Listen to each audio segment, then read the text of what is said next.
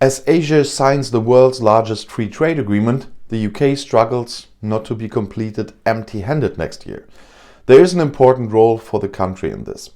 Since the EU referendum, leading British politicians and many Brexit supporters have insisted that leaving the EU is only the first step on the way to a global Britain.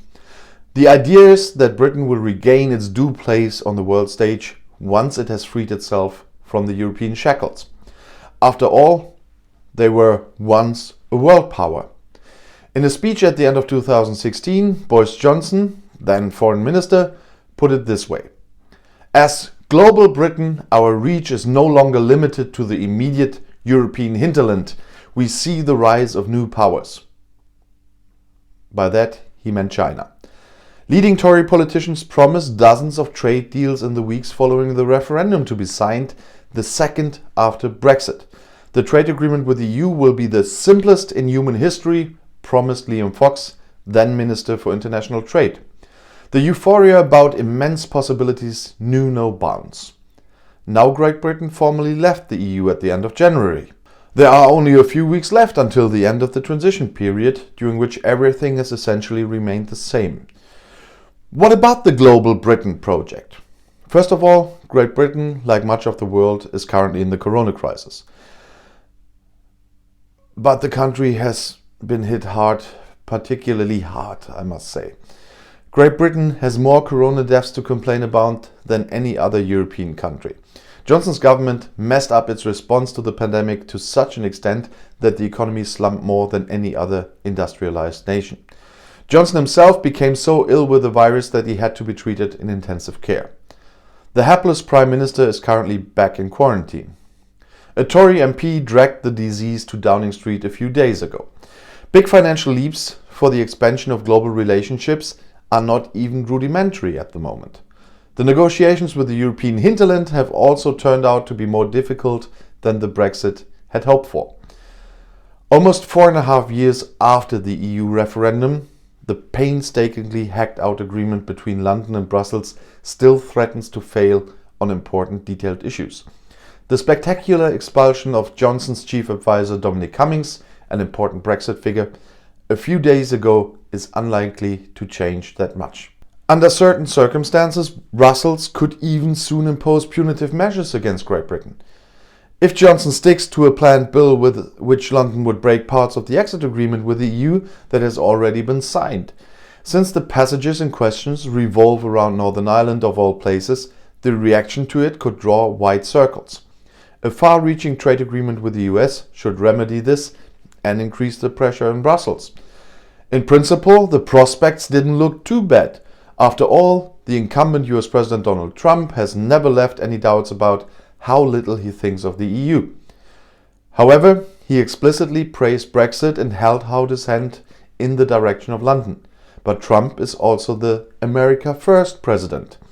And so the American negotiators quickly pushed for comprehensive concessions, for example in the export of agricultural products and for an opening of the British health system.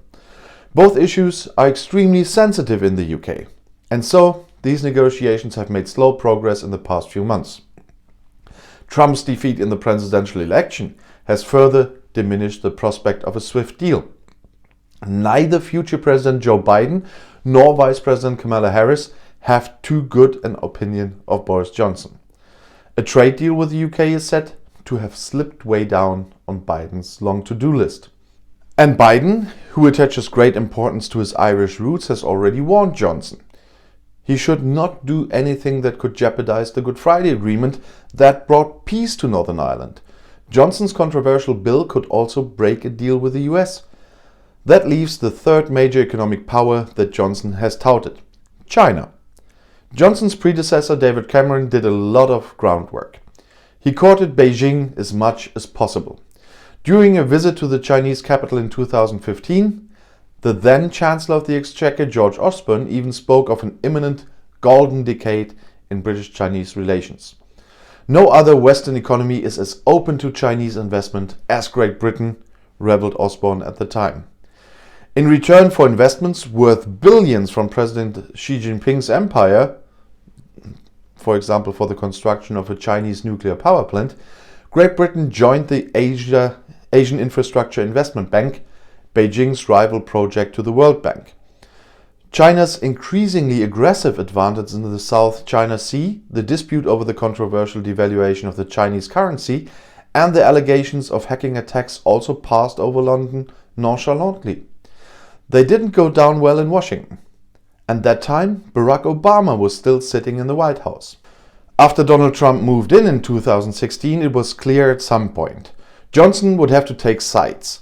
In the summer, after a long period of hesitation and great pressure from Washington, London decided to exclude the tech giant Huawei from expanding the 5G mobile network in the future.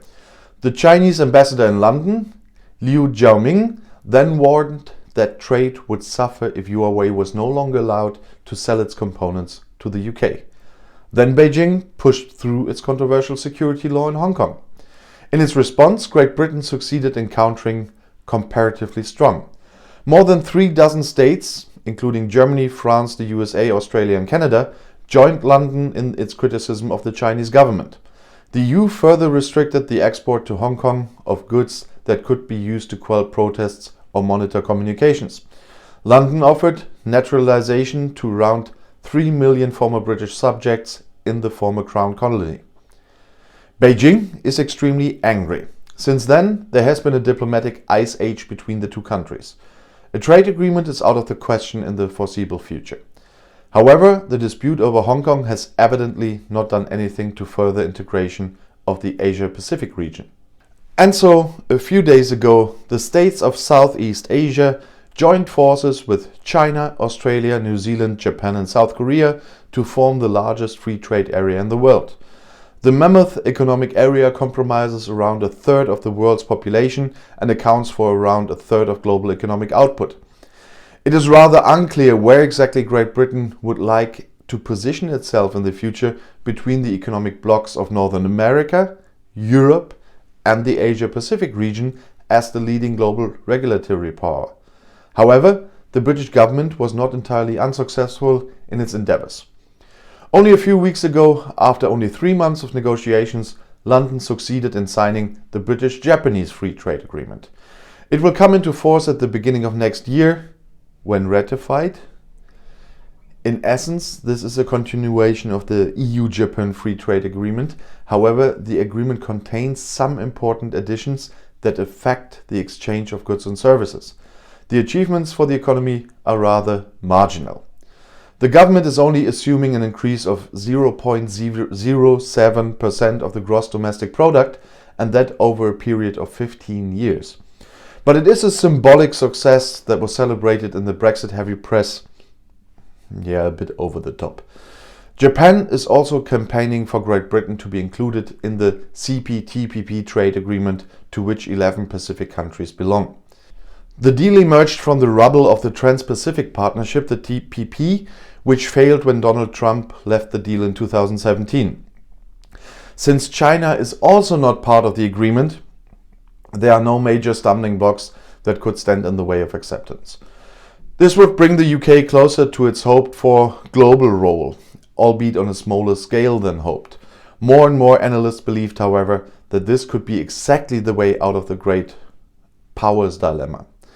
Namely, the insight that you are only a middle power, but that, as the dispute with Beijing has shown, via diplomatic channels and relationship form a great power.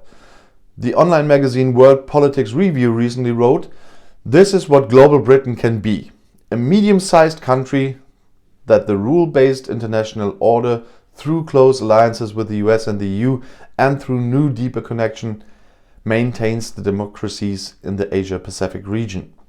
Britain could play a crucial role in strengthening the multilateral system. Boris Johnson should surely find a way to sell his compatriots such a role as the greatest possible success." And we all know he will find a way to do that. And if you now want to know more about Brexit, YouTube has chosen another of my videos right here for you on the end screen, and all the other buttons. With these, you can subscribe to all my English channels. I'll see you in my next video. Click and enjoy. Viel Spaß!